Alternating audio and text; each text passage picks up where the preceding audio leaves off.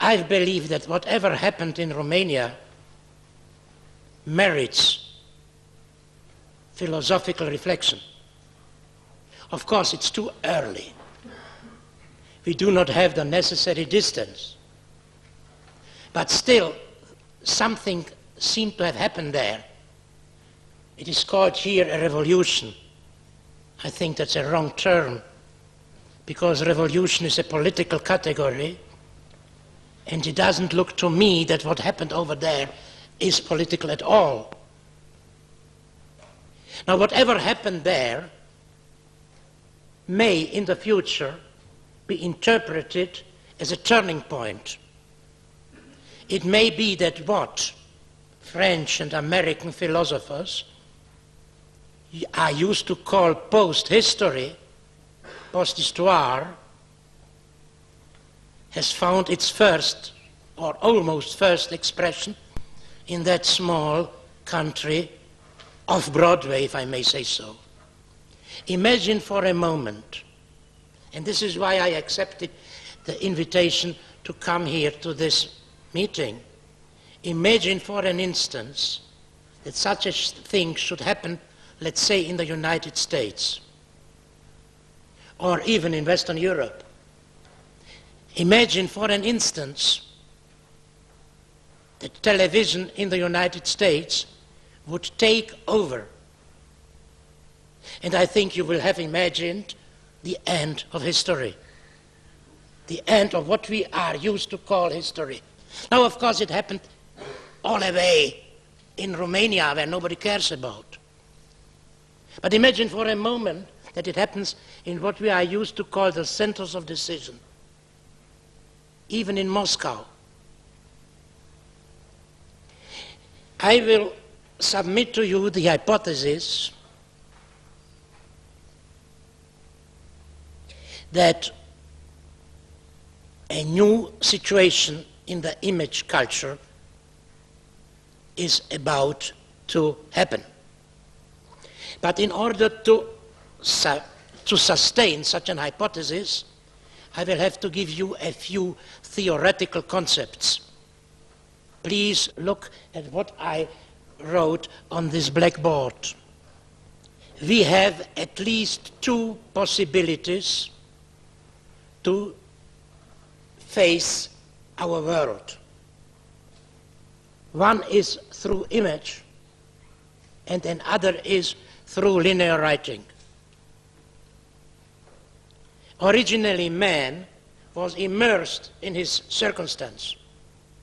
Now, when Homo sapiens sapiens came about, he made a step back from this circumstance, what Heidegger calls a Schritt zurück, and he tried to look at the circumstance from a subjective distance.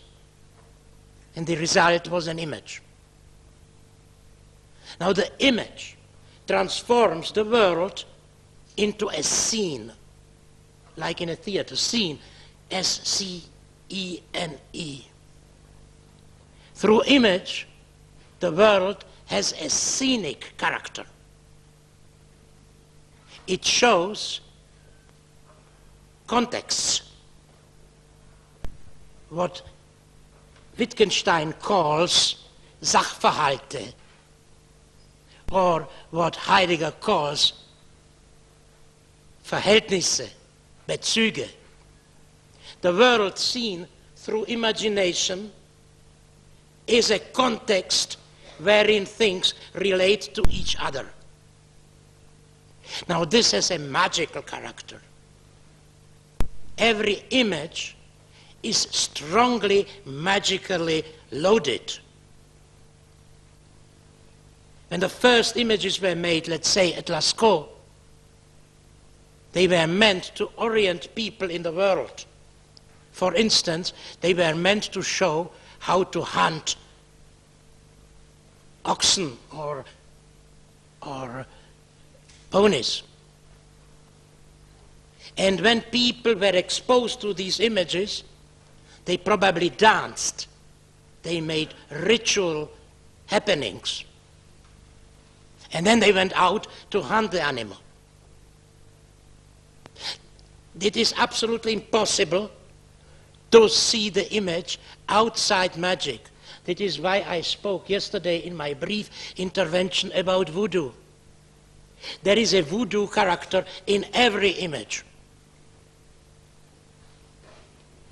I told you that the image had a purpose to orient people from outside in the world in which they are thrown. An image is the possibility for me to step out from the world and see it from outside. So they are sorts of maps, but they are mediations, or as you say here, media, which is a barbarian way to use Latin. So they are mediations. They mean the world. But by meaning the world, they also hide it. This is an inner dialectics of every mediation. In German, for those who speak German, it becomes very clear. Bilder verstellen, was sie vorstellen. Sie stellen sich vor das, was sie vorstellen sollen. Now, this inner dialectics, which is responsible for the fact that images hide the world, is the reason for a very profound alienation.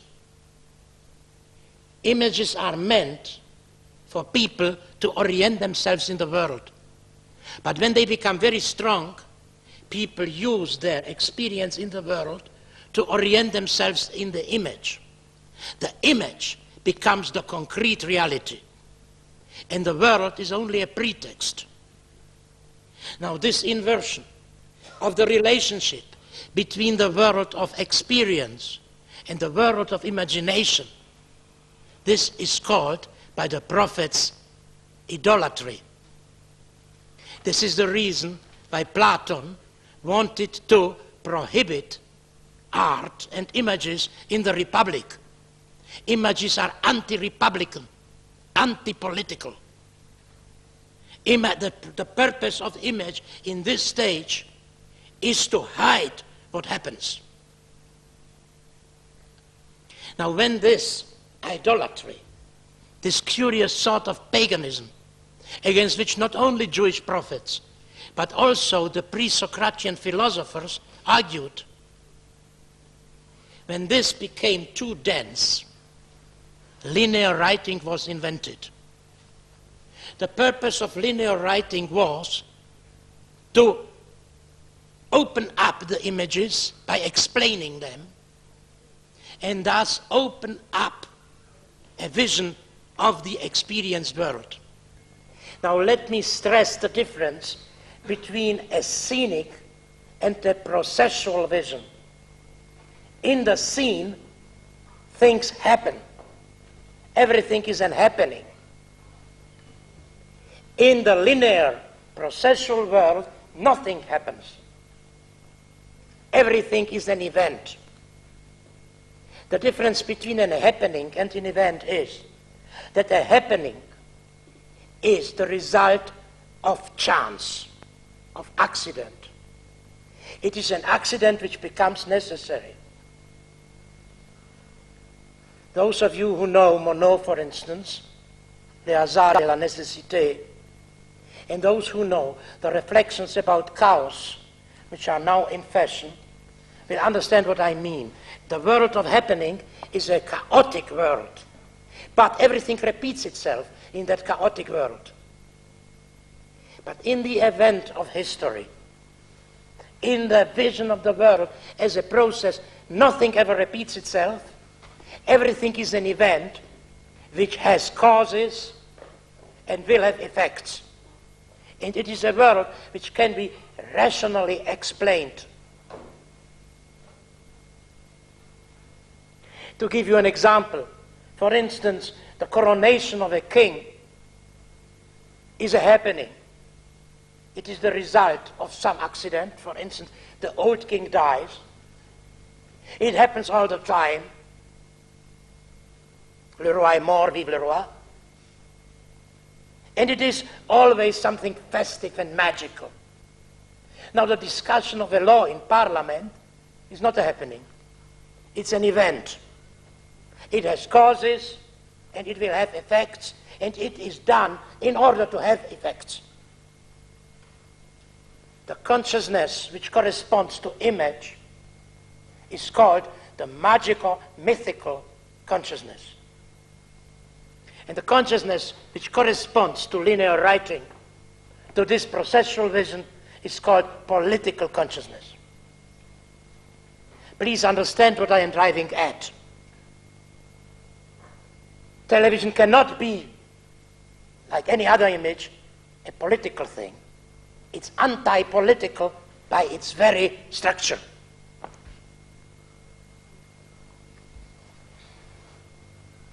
And political consciousness is always directed against the image. Now, as you know, Western history begins with linear writing, for the simple fact that before the invention of linear writing, there was no history. There were no events. Everything only happened. And with the invention of linear writing, events were created. But of course, images didn't give up. As the linear writing advanced against images, in order to explain them away, the images infiltrated themselves into the texts, and they began to illustrate the texts. The dynamics of Western civilization, this inattention within Western civilization, which renders it so explosive and so dangerous for other civilizations, is the fact that image and text, imagination and conceptual thinking, magic and politics are always in conflict with us. Now, during most of his Western history, this was a very creative process. Imagination became ever more conceptual, and conceptual thinking ever more imaginative. But with the invention of print, with Gutenberg, this changed. Images were eliminated from our culture. They were enclosed into glorified ghettos called museums or academies, and the situation was dominated by writing. The triumph of linear writing was Enlightenment, 18th century. And this is also the moment of the most developed political thinking.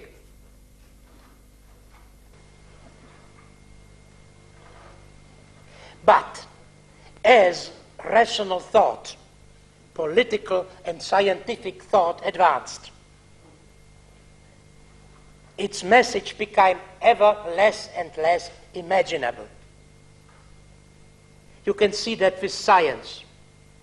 Science projects a vision of the world which is perfectly conceivable but totally unimaginable. So that in the 19th century, the world was becoming less and less imaginable. And this is the real reason why photography was invented. Let me say the following.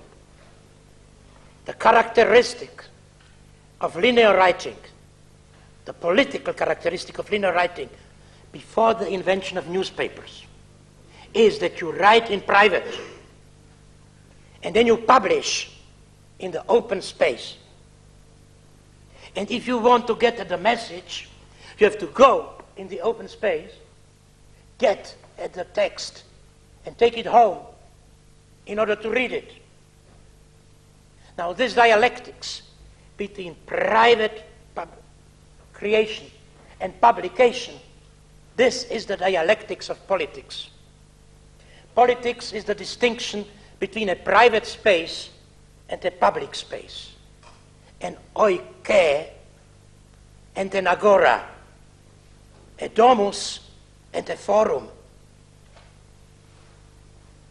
Now, this pendulum motion, I go out from the private space into the public space in order to get that information. I take the information on the public space and take it home in order to elaborate on it and store it away. This is the dynamics of political consciousness. Hegel, as you know, used to call it the unhappy consciousness, Because he said, when I leave home to conquer the world, I lose myself. And when I go home in order to find myself again, I lose the world. And this pendulum is political consciousness. Political consciousness is always unhappy. There can be no political paradise, because political consciousness is an unhappy consciousness. Every consciousness is unhappy. If you want to be happy, it doesn't help you to have images. You have to become a worm. A worm, I think, an earthworm, I think, is happy. Now, if you take this into account, please consider what is happening to images. The images no longer publish. They are elaborated in a private place, and they go directly to the other private place. The sender is private, and the receiver is private. And the public space has become unnecessary, redundant. I think there is a party in Hungary which is called Forum. Let those people understand that the forum is no longer operative. There is no use for a forum any longer, because everything goes directly from the private place to the private place, where the public space, political space, used to lie. Now there are visible or invisible cables. Now, I do not say that the same is not true of writing.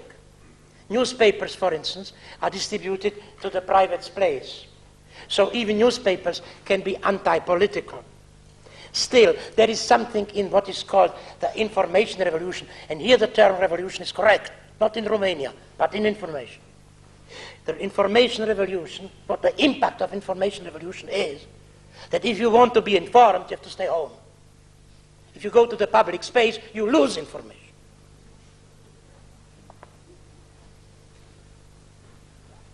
Now, let me go back to the photography. Now, photography was invented in order to render imaginable the events around us. Not only the political events, but also the scientific and technological events. And the situation was this. Look at the first of my beautiful drawings. History went on. The events advanced linearly, but photographs went one step up into transcendence. They transcended history, and they froze events into happenings. They took the events out of their context, they transcoded them into happenings, and then they went back to history. And they could be used as a sort of memory of history. Now, this is called documentation. Images were used to document historical events. It wasn't so easy as I say, because the problem of subjectivity came into it. You know, photography was invented to give an objective image. But since the camera is coded, it is even less objective than is a painting. Still, the ideal was that there is history, and then there is a photographer, and he steps back from history into something which we might call mystical transcendence. And out of this mystical transcendence, he photographs what happens. You know, there is a problem. The moment you step back from politics into image, you can have no point of view. The political point of view is lost. Because the moment you get out from politics, you can see that every event has many possible points of view. None of it is correct. And what you can do is multiply points of views. You dance around the event. And the more you collect points of view, the better is your image. So that a photographer who dances around events, look at the people with the camera.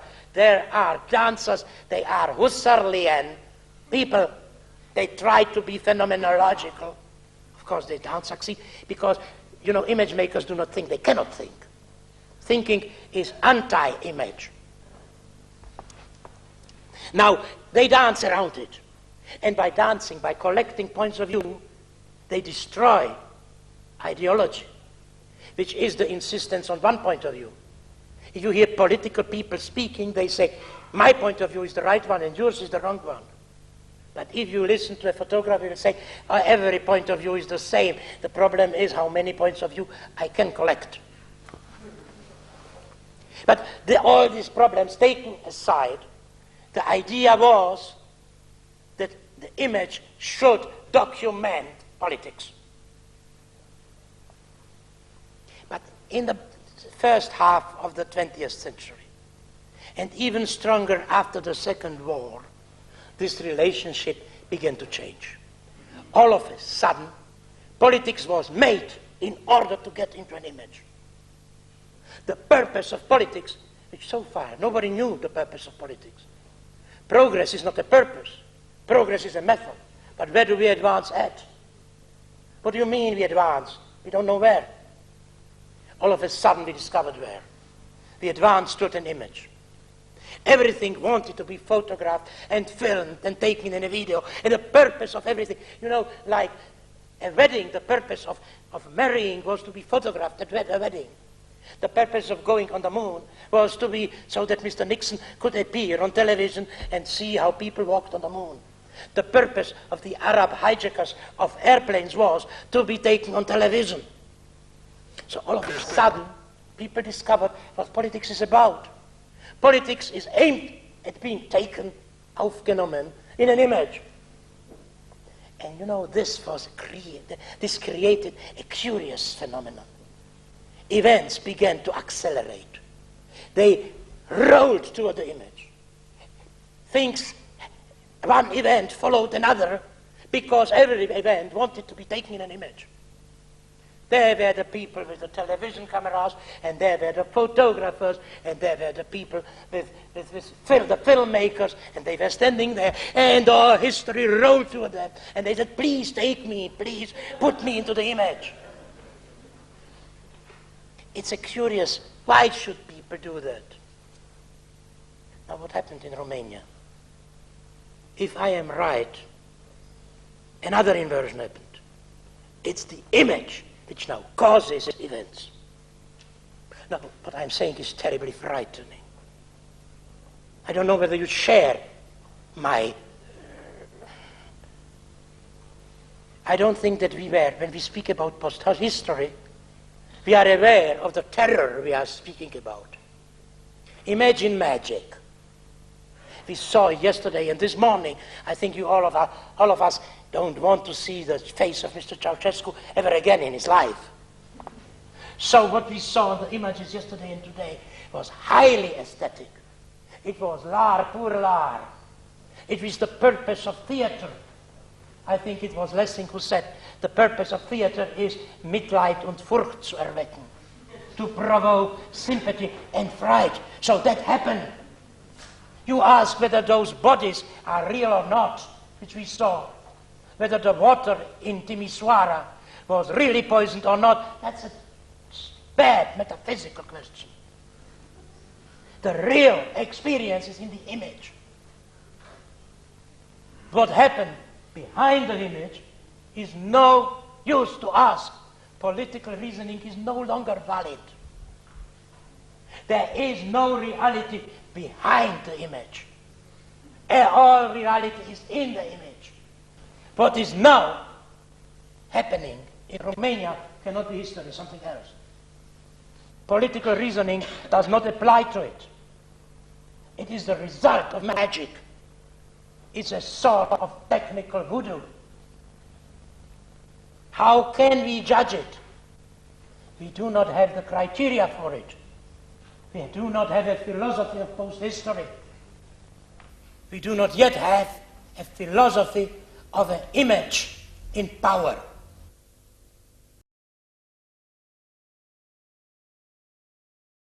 You mentioned in your book, Towards a Philosophy of Photography, that there were two main turning points in the history of mankind. The first, the invention of the linear writing, and the second is the invention of the technical image, the first technical image, the photography. Let me first consider the invention of writing as a social revolution. Before the invention of writing, power was in the hand of magicians, those who manipulated the behavior and who made the decisions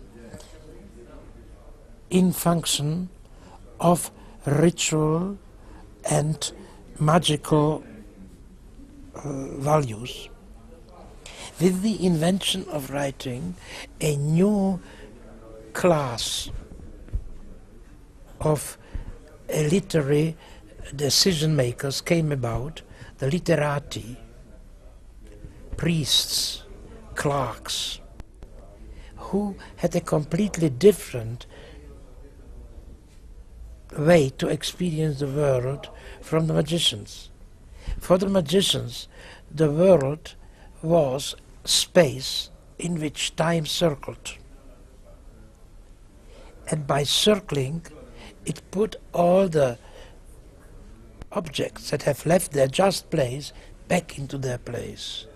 This was a world of crime and retribution. And the magician was the one who knew how to avoid punishment, who was capable of manipulating destiny. But with the invention of linear writing, a new experience of the world came about, an historical experience. Time no longer circulated, but it was a univocal stream which flew from the past to the future, and all the objects were swimming within the stream. And he who has such an experience thinks in a discursive, logical, causal way. Ever since the linear writing was invented, causality took the place of destiny. And he who mastered the code of linear writing could explain the world in a causal, proto-scientific and later scientific way. The greater part of society continued to live magically. The greater part of society continued to live in the cycles of the season, in the cycles of the feasts. But the literati lived historically, and they governed history in function of their consciousness and used society as a tool for achieving historical goals. So I believe the invention of historical writing is a social revolution. But it is, as I tried to say, also a revolution on the level of consciousness, because it is an emergence of historical from magical vision. Let's continue in connection with the role of the technical image. Why was it a turning point again? I would have to go a little bit further back. You know, let's suppose the technical image was invented in the first half of the 19th century. Let me go back to the 16th century. In the 16th century, something happened. And it had two sides to it. One side is the invention of the printing press. Now the printing press rendered writing accessible first to the bourgeoisie and then to the whole of society, and the alphabet was no longer a secret code. Therefore, those who had alphabetic consciousness lost their power because their code became profane. But at the same time, mathematics became, and mostly arithmetic, became the code of science. So the moment that the alphabet became democratically diffused, a new secret code came about, the mathematical code. And a new elite came about, the elite of the scientists and the technicians who use mathematics.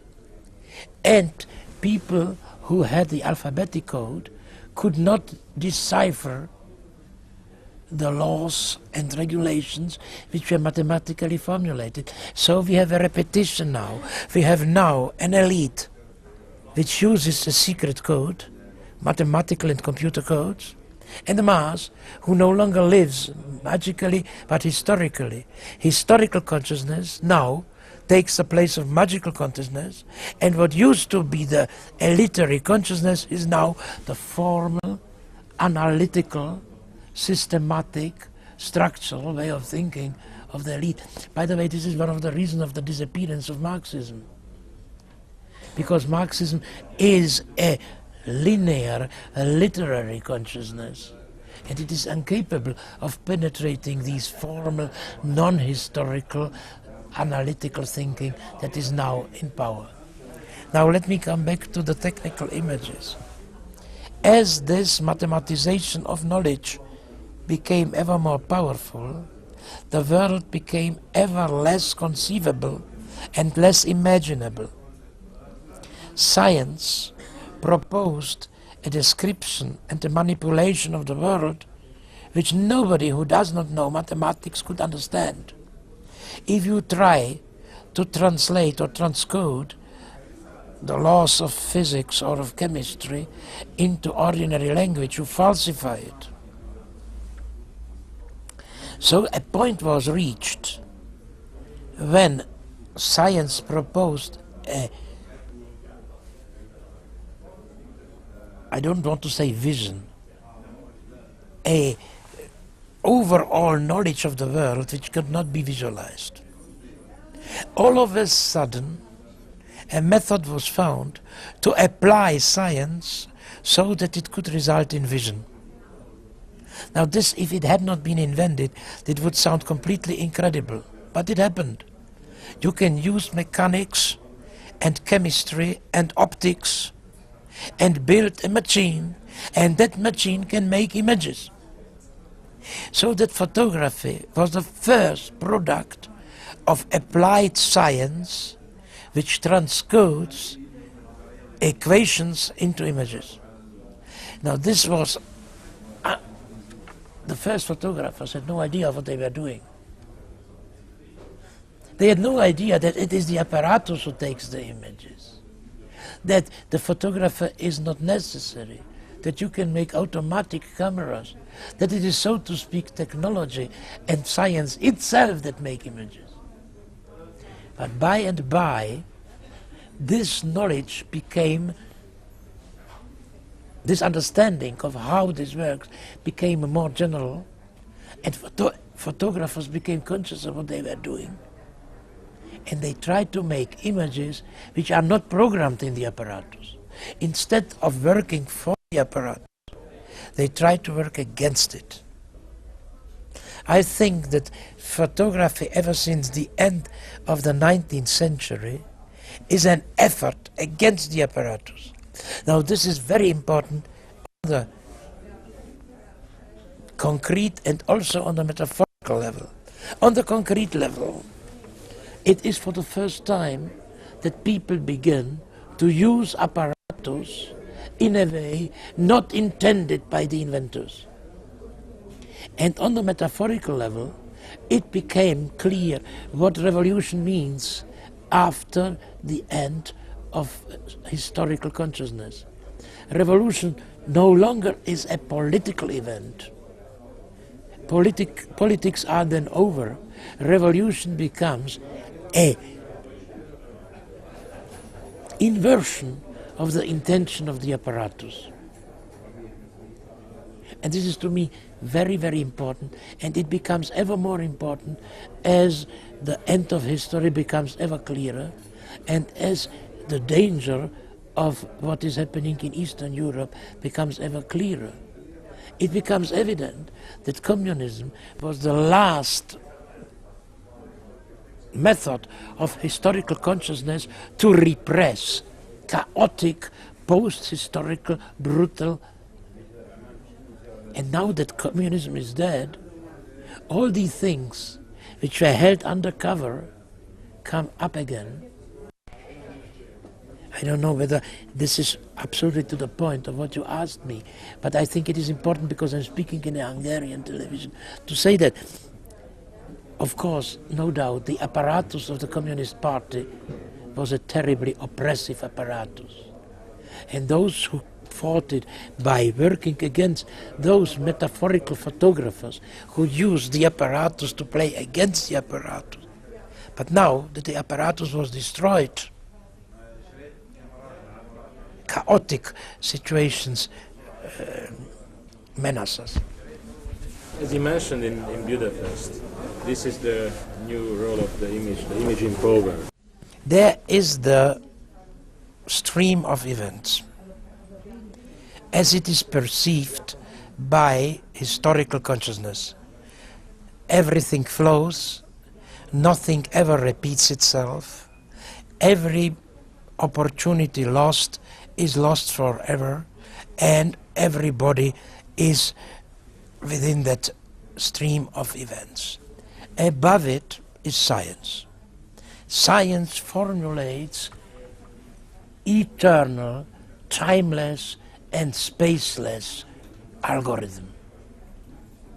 There is no sense in saying that the law of the free fall is a historical event. It stands outside time and outside space. And the whole of scientific and technological knowledge is in this formal trans-historical region. Now, in that region, you build a machine, and that machine delves into history, takes out part of history, and lifts it to this trans-historical level.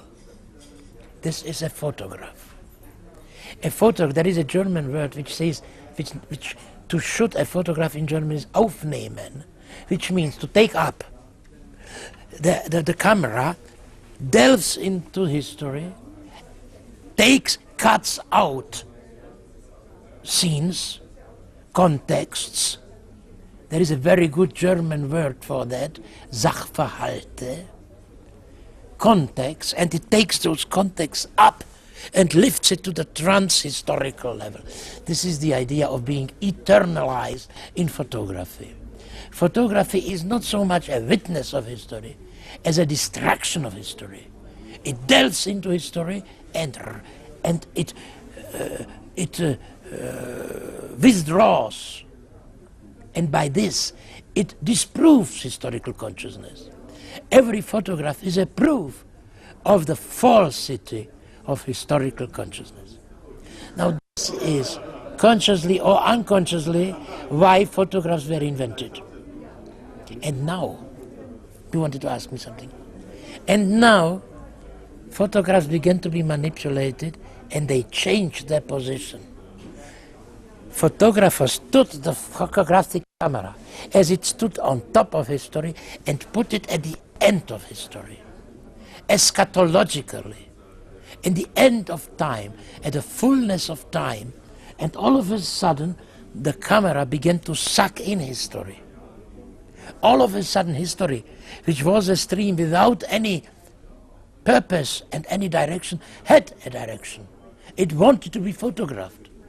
The photograph became the purpose of history. People married in order to be photographed. Wars were waged in order to be photographed or filmed or videotaped. The man went into the moon in order to be seen on television. Terrorists pirated planes in order to be seen on a video. You see, the photograph changed its position. The camera, instead of standing on top of history, it stood in the end. And what happened? History became more accelerated. The photographic images and all the other technical images begin to suck in history. The photographs were like how do you call it? Staubsauger. A vacuum cleaner, you know, they suck in history and history accelerated and the events want to enter into the image and there they turn around and they become magical in a second sense. They become magical but they stand still. Even if they are movies, they stand still. It's the fullness of time. It's Judeo-Christian messianism realized. All right. But then, that's not the end of it. I learned in Budapest. And I relearned it in the Gulf War, that there is a third position which the photograph can take. It can go into the back of history, and it can emerge behind history, and it can spout history. The photograph can stand there and make out of images history. It is possible with the photograph to create history. For instance, as I learned from you and other people in Budapest, the television camera made the so-called Romanian Revolution. That's why it is not a revolution, but it is a product of the image. And it became even clearer in the Gulf War, where the CNN made the war and also hid it, in order not to see that it was a scenario made by other technical images and applied on the Desert Storm. Was really, as Saddam said, the mother of all battles. It was the mother of all things. Because you could see there that if you turn the camera around, the camera can produce history and make a caricature out of history. It's no longer true history. What happened in Romania is not a historical event. It's a show. And this is even truer of the Gulf War. So I gave you these three examples. People who married to get photographed, the Romanian Revolution, and the Gulf War, of how you can handle the camera. What is the relationship between text and images? May I give you first a historical Yes, trend, especially. and then a phenomenological interpretation. I believe that writing arose from the destruction of images. I imagine, it's not that I imagine it, there are tablets in the Museum of Man in London which show exactly what I mean. You have an image. The image shows a situation, but the image has become opaque to the situation because it covers up what it shows. In German you can say it better than in English. Das Bild stellt sich for das, was es vorstellt. All right, so the image becomes a screen which hides what it means. And this creates magical consciousness. Because magic is an attitude which, instead of taking images to orient oneself in the world, takes the world to orient oneself in the image. I think this is a good definition of magic. You can put your hand into the surface of the image and pick out one image element after the other, and then align those elements on a, so to speak, on a thread. Now we would now call these elements pixels, but before that they were called pictograms. You took the elements out of the image, you put them in a line, and that was called pictographic writing. Now what did it mean? That in its origin, texts explain, count, recount, criticize images, and their purpose is to destroy images. So the original relationship between text and image is this. Texts advance against images in order to explain them away. And you can see that not only in the Jewish prophets, who are so violently opposed to images and in favor of writing, and you can see it even in the pre-Socratic, and even in Plato. Even Plato, if you read him carefully, you can see that he understands writing as an attack against the image. So one would suppose that as texts go on, the images would disappear. Texts would take out the contents of images and unroll them into lines. Of course, it's an impossible undertaking, because as the image is a surface and it has infinite number of lines, you can continue to draw out lines of a surface you will never terminate, because there is an infinite number of lines. But still, the tendency would be that texts explain images to explain them away. But there is a dialectics in this. As the texts explain the images turn around and they begin to illustrate the texts. They infiltrate the texts.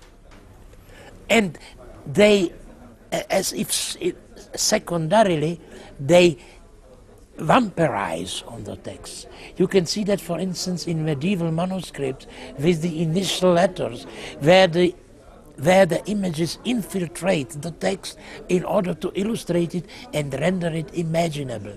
Now, this sounds to be a very superficial description, but it is not. What I am saying here is that texts, which are the articulation of historical consciousness, aim at destroying magic, but as they do it, magic infiltrates historical thinking, and historical thinking becomes itself magical.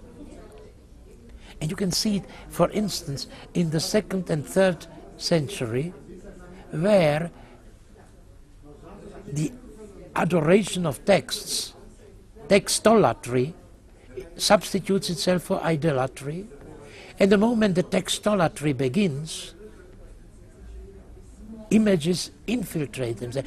When you see the iconoclastic movement, it is the opposite of a textoclastic movement, if I may say so. And the same is in the 19th and 20th century, because if you compare fascism and communism, what is the fundamental difference from a point of view of code? Marxism is a textolatric vision of the world which tries to eliminate images, and fascism is a idolatrous thing which wants to invent text, and in the end they two meet and you cannot even distinguish them, because the texts have invaded the images and the images have invented the text. If you say that Hitler would not have been possible if there had been television, I'm not so sure whether it is true, because Nazism would have probably been capable of devouring the texts, the images, as it devoured the images in radio. It is true, Nazism is a thing of the radio. Can I ask you to speak about the relationship, the differences or similarities of the different type of technical images? Thank you for that question. I will start from a structural point of view. If I distinguish the chemical and the electronic images, it's a question of the fineness of grain. Now, this looks rather superficial. You might say a photograph and a film, which are chemical images, are crude definitions, and an electronic image like a video image or a computer image are fine definitions. But this is a very far-reaching difference. May I go a little bit into philosophy again? When mathematical, calculating thinking became conscious, the idea was to calculate the universe. Now, to calculate means to reduce it to small elements, calculi, to find out what the universe is built on. And if you find the stones on which the elements are built, you can then put it together and make a new universe with it. But to the surprise, I'm sorry that this is so noisy, but to the surprise of everybody, including the calculating minds, calculating rationality is much more powerful than it knows. It can divide everything. It can calculate everything. There is no such thing as an atom. There is no such thing as a last ball, as a last pebble of which the world is made. An atom can be divided into particles, and the particle into particles of particles. But then a funny thing happens. You get to the point where you no longer know whether what you are doing is really a particle of the world, or is it your own mind? For instance, the question whether a quark is a particle of an atom or whether it is a symbol of calculation is not a good question. You finally get to a point where the whole process of calculation becomes ambiguous. You do not know whether you are calculating the world or whether you, by calculating, are projecting the world. Now the same thing goes on the side of the calculating subject. You might think that if you analyze a subject, if you calculate a subject, you will come finally to something definite. Let's call it an individuum. You know, individuum is the Latin translation of atom. So that you will finally come against an individuum on the one hand and an atom on the other, and then you have the building blocks of the world. An individual who is calculating atoms, and an atom which is constituting an individual. But as you analyze an individual, the individual becomes calculable. I'm sorry, it takes a little longer. You can analyze the individual with various methods. For instance, you can analyze him psychoanalytically, or you can analyze him existentially, or logical analysis, or neurophysiological analysis. And whatever you do, you find that there is no such thing as an individual. Now what happens is a curious thing. Suppose you to take decisions. Now the decision seems to be a typical aspect of individual freedom. I am free because I can decide. Now you analyze that. You find that there is a decision tree, and on the decision tree there are various parameters of virtualities, and that to decide is to choose one alternative and take all the other alternatives away. Now the moment you have chosen that alternative, it again opens up into a whole fan of new alternatives, and you must again choose one and lose all the others, and you can never know whether you have decided well, because in order to know that you would have to try all the other alternatives, which you cannot. So that you find that the decision making is not really a good thing because it's empirical. So you make a machine and you put the decision tree into the machine, and you put the parameters, the decision, and all of a sudden the machine decides much better than men do that. You can play chess against the machine, and the machine will win because the machine decides better than you do. Now this analysis of decision making into decidemes put the following question: is a decideme a subjective thing? Or is it something objective, mechanizable, which I can put into a machine? I give you another example. To act is something human, isn't it? Because to act, what does it mean to act? I am in one world that is as it is. I am in another world that is as it ought to be, but is not. And now I act in order that which is not, that what ought to be as not be, and that reality become as it should be. Acting is typically human. Now, this acting can be divided and calculated into actomes. And you can put the actomes into a machine, and the machine begins to act. Now the question is a robot an individual? A robot is not an individual. It acts. It doesn't act quite like a human being. It acts like an object does, but it acts. And again, the same thing that happened on the side of the atom happens on the side of the individual. Rational analysis does away with the difference between subject and object. And here you have now a curious terrain, a gray zone, where the little elements into which the world has been calculated are no longer either individual, either subjective, nor objective, but something in between. They are virtualities. Now with these virtualities, which are neither objective nor subjective, you can create subjects and objects. You can project virtual worlds, virtual spaces, and with those spaces you can project virtual individuals, virtual subjects. It is a question of the fineness of calculation.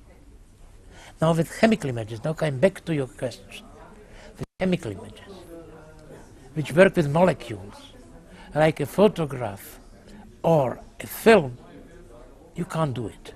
It's too gross. A film or a photograph is always an objective picture made by a subject. The distinction is there. It's not a very good distinction, because you never know whether the picture which you see is really objective and whether the thing that made the picture was really a subject or whether it was not an automatic apparatus. But still, there is this vague distinction between subject, he who photographs, and that which is being photographed. But with electronic images, where the elements are very fine and where the definition is very exact, this distinction has no longer any sense. And we are beginning to discover this. If you project with these images a virtual space, then you exist virtually within the space. I don't want to give you examples of those gloves when you go into the, and you understand it. But again, I go back to the war, the Gulf War. I saw a picture in television which was to me a revelation. There was a helicopter, maybe you saw it. And the helicopter had just bombed the Iraqi lines. And it came back and landed. And there were journalists waiting for it. And the helicopter opened, and out came the pilot. But the pilot had forgotten to take his virtual helmet out of his head. So as he stood there, all the guns of the helicopter aimed at those press people. And in the last moment, he took the helmet off. So that he was both in the virtual space and in the real space, and he existed in both, and you cannot call him anymore a subject. He was himself an image. No, I'm not very tired. How long is it going on? Too much, because we are going to talk tonight again. It's impossible. No, they want 1 hour maybe. But it's almost... How long have I been speaking? Let me talk for another 20 minutes. I would like to do this. This was a dramatic point which I just said. In the electronic image making, no longer has it any sense to say whether the image is objective or not, but it is also in no sense to say whether he who makes it is a subject or not, because he is within the image. At this point, the question is how the determinism and free will, as the old philosophical problems, came to this circle. How can we speak about again from another point of view? We are going to have a round table. Ivan Illich, Baudrillard, Kittler, Moravec and myself, and the question is exactly the question which you ask. So I am a little bit prepared to that question. I will give you my answer. As long as you think historically, as long as you think in terms of cause and effect, there can be no freedom. Because if everything is the effect of a cause and will cause an effect, there is no room. Now, of course, we have traditionally two ways out. One, you say, we are overdetermined. I lift my arm because of physical reasons and physiological reasons and psychological reasons, cultural reasons. There are many reasons, and there are so many that I cannot know them, and therefore I am convinced that I lift the arm because I want to. So, out of ignorance, I am free, and the other is out of knowledge, Engels' idea that the knowledge of necessity is freedom. But both ideas are very bad. Let's face it, if you have a historical, political consciousness, freedom is impossible. But now, if you are outside this idea, if you now think in formal, analytical terms, the problem is no longer cause and effect, but accident and necessity. You are in a context where accident becomes necessary statistically, so to speak. That if you throw a dice long enough, you will be sure that every sixth throw will be a 1. And this is a certitude born out of accident. Now here, freedom becomes a meaningful term. Because freedom is then to turn accident around and make something improbable necessary. The famous example, everything that we do would come without us by chance. 1 million chimpanzees, which write 1 million years on 1 million typewriters, will of necessity write by chance the Divine Comedy. Now what did Dante do?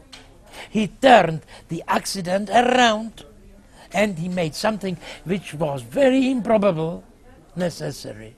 And this is freedom. And this new idea of freedom as turning around of chance, of accident, this is in the technical images. But that would lead too far. I'm writing a book, and this may be the second part, which I call Menschwerdung, humanization, and which goes from the following hypotheses. As far as I know, we are the only animals who build themselves, who create themselves. We are the only animals who turn nature around and transform it into culture. Now you can say that in various forms, you can say that we are the only animals who can transmit acquired information against the Mendelian laws and so on. But one way to put it is that we play with accident against accident. We use accident to go against accident. But in the end, of course, this must fail. Because in the end, an accident turned around is still an accident. And it must go back into this long, linear tendency toward entropy. So my book will try to show that the effort to become humans is in the end doomed to failure. And that you begin to see that to become human is something strictly impossible. Is that an answer to your question? Of course, this is a very desperate thing. It was born of my experience with political experience with Nazism and Stalinism, and with my philosophical experience with positivistic analysis and structural analysis. But still, I believe that it is in some sort a religious book. Because if you say that man is an animal that builds himself and that he is doomed to failure, you somehow step out of the whole experiment into transcendence. It's a curious sort of irreligious religiosity, but it's still religious. I think that would be a good end.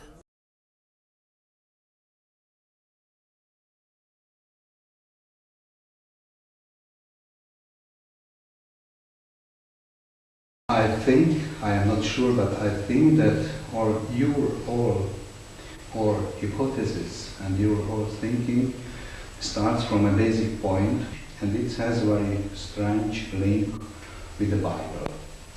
Or not only the Bible, but the main topic of the prohibition of the images, which was also somehow declared by Moses in the Genesis, and so I wonder if it's true or not, my supposition. It is quite true. The older I get, the more Jewish I get. And this Jewishness of mine is somehow connected with the idea of death. I don't know whether my reading of Judaism is a good one, because I am a completely assimilated Jew, and I have not participated in Jewish learning. But my idea is that the basic difference between Judaism and Christianity is not the fact that for the Christians the Messiah has already arrived, and for the Jews he will come. This is a rather uninteresting question for me. But the fundamental thing is, if I am correct, that for the Christians there is something in man, a spirit, a soul, or whatever how you want to call it, which will survive death. That's it, exactly. And for the Jews, the thing is much more immaterial. The idea is that we shall survive in the memory of others. Now, if my reading is correct, and it may not be because Christianity has, of course, beaten back on Judaism, and there are many Jews who are Jews and who still believe in the soul and in the immortality of the soul, but I don't think this is Jewish. I think the fundamental Jewish idea is that my immortality depends on the other person, that it is the other person who is responsible for my immortality, and I am responsible for his. This may be why Jews say of a dead person, let his memory be a blessing, which may mean I am responsible for him.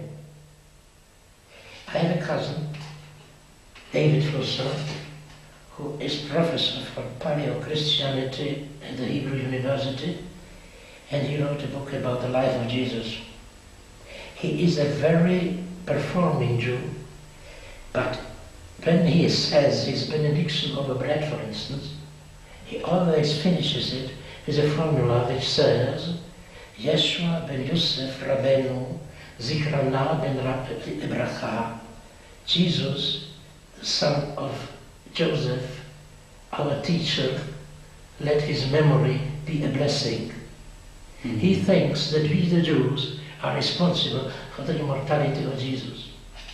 Now, if this is a fact, if this is true Judaism, then of course the information revolution, with the artificial memories and the bivocal connection of terminals, would be Jewish utopia. And if I may interrupt you in this very beautiful, very good thinking, may I ask if image or word in this memory making, what role is playing? May I continue to be a Jew for this interview, which is not usually what I'm doing. I don't use my Judaism very often, but you provoke me. That's it. And it is because I heard that in your country there is some anti-Semitism, so I profit from it to speak about Judaism. That's it. So let me say the following. There is a prohibition of image for the following reason. The idea in Judaism is that God is completely different, totally different, toto, pseudo, absence, which means that you cannot conceive him and you cannot imagine him. It is completely unthinkable and unimaginable, and therefore theology is not possible. You cannot speak about God, you can only speak to God. Now, if that is a fact, there is only one image, which is the face of the other person. Because God made man in his image. And the only way I can imagine God is to look at the other person. This is to say that only through the love of my neighbor can I love God. So if the image of the only permitted image is the face of the other, but synthetic image, computer image, is the other person. Because through the computer image I can talk to the other person. He sends me his image. I work on it. I send it back to him. So this is a Jewish image. This is not an idol. This is not paganism. It is a way to love my neighbor, and by loving my neighbor, to love God. So I'm not a good Talmudist, but I would say that from a Talmudic point of view, synthetic computer image is perfectly Jewish. No, it can seem like a joke, but then I can ask also, if we don't mention the name of the God,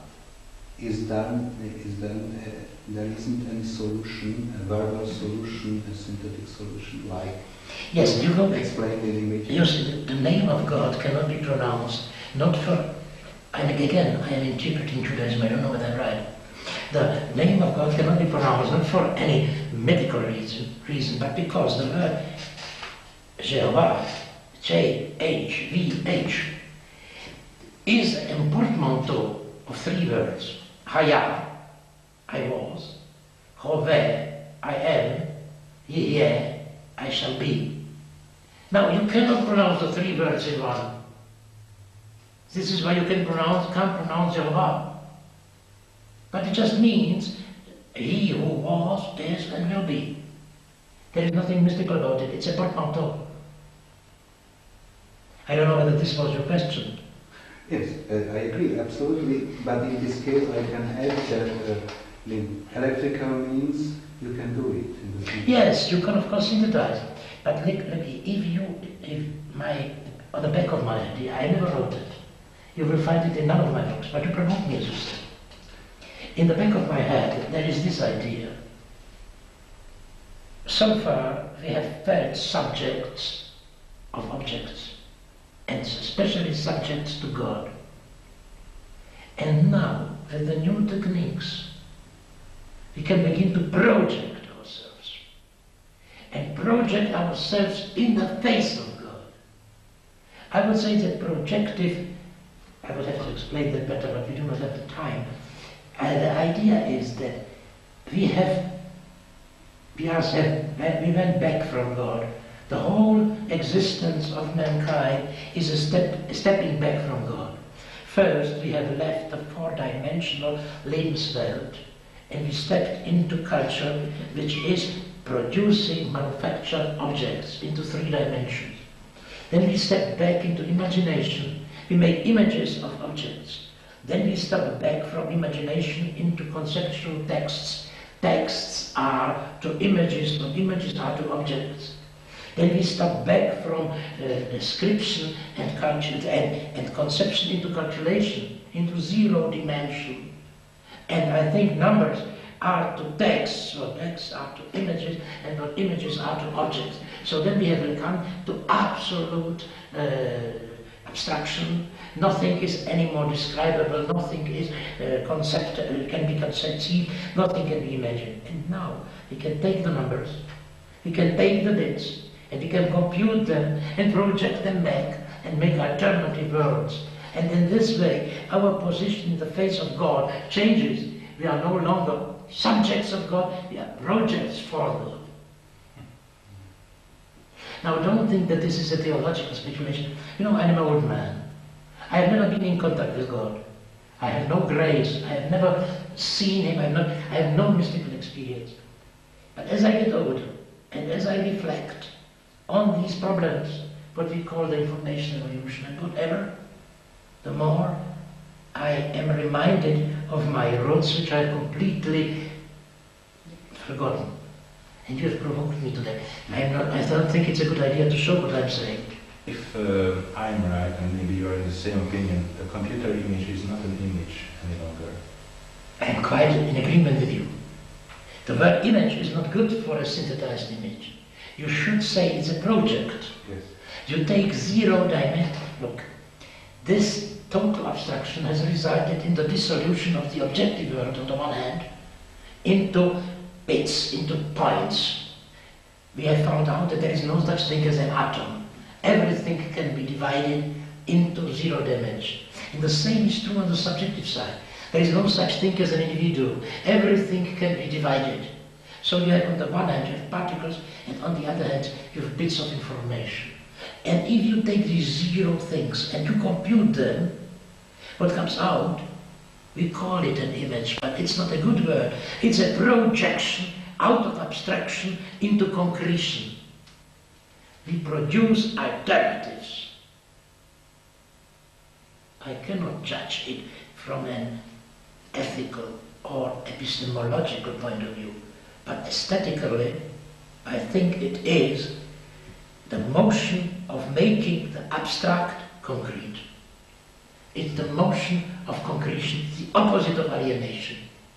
Alienation is abstraction from the concrete, and we are now in the opposite motion, concretion of the abstract. I think you're quite correct. To call it an image is not a good word. In German, I have found a way out of this problem. but not in English. In German, I call the first step away from the world into the image, I call it Imagination. And now the back step back from the concept into the image, I call Einbildungskraft. And I say Imagination is alienating, whereas Einbildungskraft, I take the term from Kant, of course, Einbildungskraft is the capacity we have to go back from the abstract into the concrete. To put ein Bild in.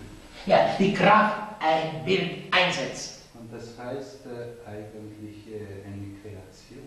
Yes, this is what Kant means in his Kritik der Urteilskraft. It's a force which permits me to leave abstraction and go from there. And if you want to go back to theology, so far we have, God has unveiled his face in Sinai, and he has veiled himself again in Auschwitz. So that you can say that the history of mankind is between Sinai and Auschwitz. And now after Auschwitz, when God is totally absent, and there is no God anymore, we project ourselves to come back to him. If I may say so, maybe it's absolutely un-Jewish what I'm saying. I'm not sure, I'm not good at it. But this is my Judaism. This is, I would say, synthetic images as an answer to Auschwitz.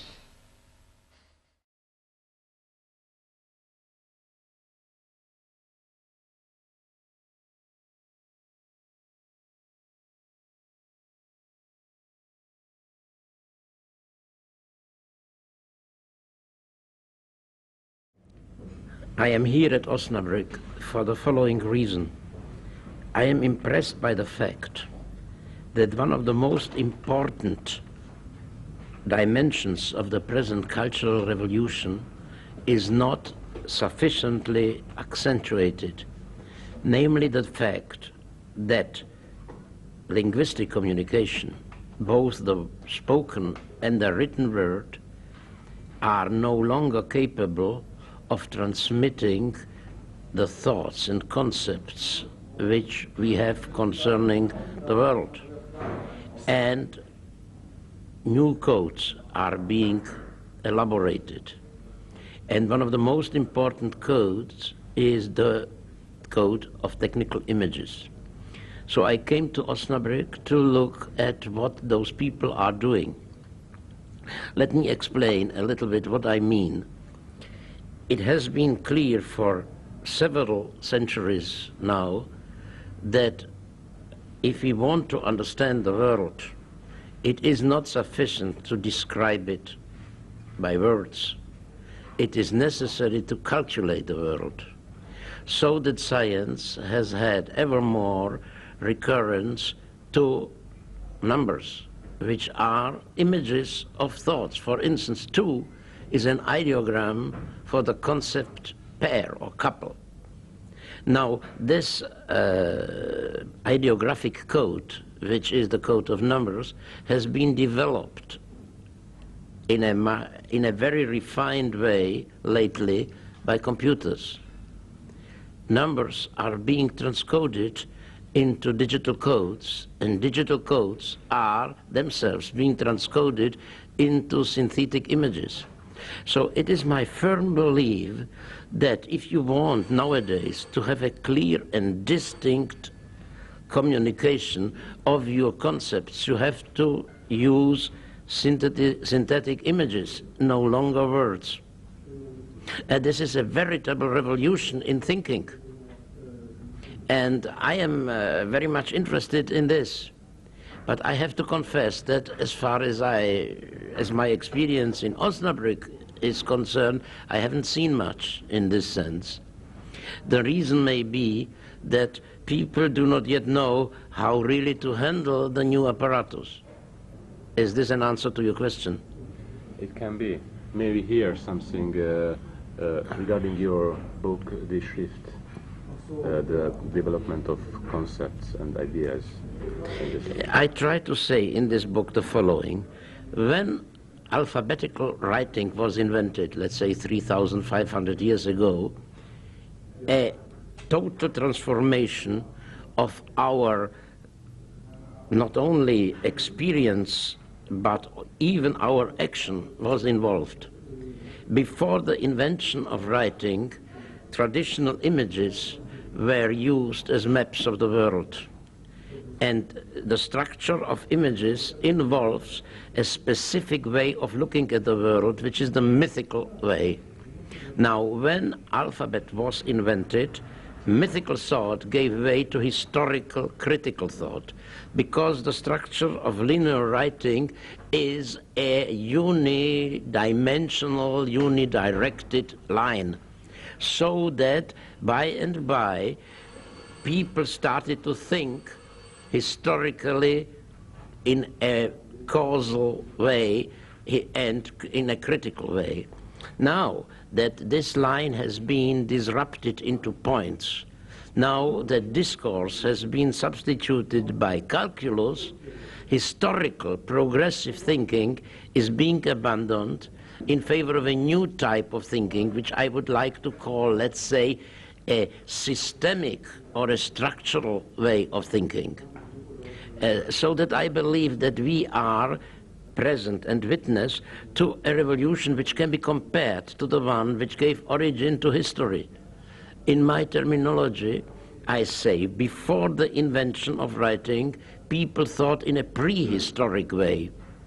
After the invention of the alphabet, historical conscience was elaborated, and now we are beginning to elaborate a post-historical structural way of thinking. In your lecture here, you made a distinction between the structural and the functional complexity. That's quite right. Can we hear something about Yes, I think that systems can be complex in two senses. They can be structurally complex. For instance, there can be systems where the elements maintain a very complex relation with each other. But they can be also functionally complex, which means that if you use the system, you can use it in a complex way. Now, those two complexities are independent one on the other. A structurally complex system may be functionally simple, like a television box, which has a structure of almost impenetrable complexity, but the use of which is extremely simple. On the other hand, simple systems like the chess game can have very complex functional manipulations. It is a fact that functionally complex systems are a challenge to creative thought, whereas functionally simple systems are stultifying, idiotic. Now, the complex systems which now are coming about are complex in a structural sense. Whether they will be functionally complex or not depends on us. For the time being, those complex systems are being used for functionally simple uses, which is why the intellectual, aesthetic, and even ethical level of mankind is lowering. But this is not the fault of the system. It's the fault of the users of the system. We may, in time, learn how to give a functional complexity to these structures. And this is what I am committed to. Do you think it exists or it develops a discipline which we can call the philosophy of images or theory of images now? Yes, I think there is a long history to the philosophy of images.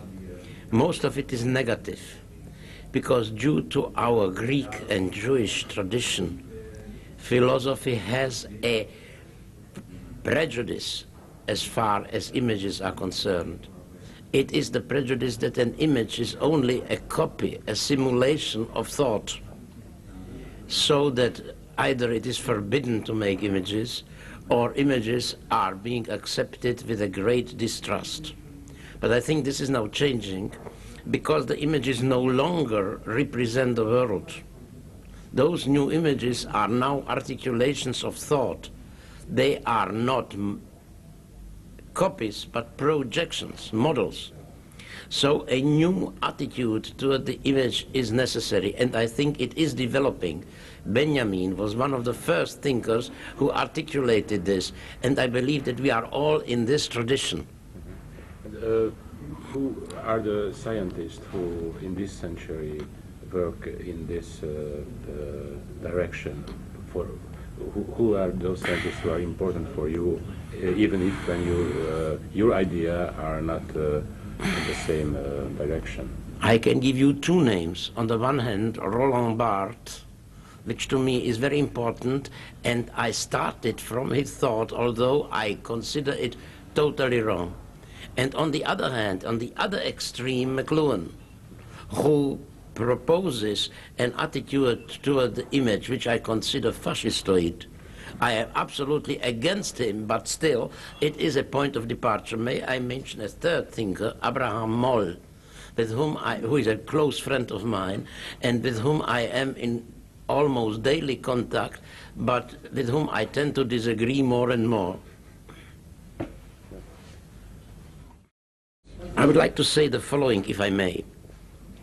Every revolution, be it political, economic, social, or aesthetic, is, in the last analysis, a technical revolution.